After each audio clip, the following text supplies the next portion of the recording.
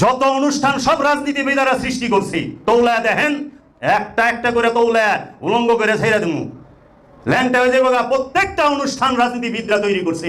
আর আল্লাহর ওলি, আল্লাহর মহাপুরুষ, আল্লাহর নবী রাসূলরা মানুষকে হেদায়েত করছে, তাকে সত্যের পথ দেখাইছে, তার নফসকে পবিত্র করেছে, তাকে আয়াত শিক্ষা দিছে, তার কাছে আয়াত বর্ণনা করছে, কিতাব শিক্ষা দিছে, হিকমত বর্ণনা করছে।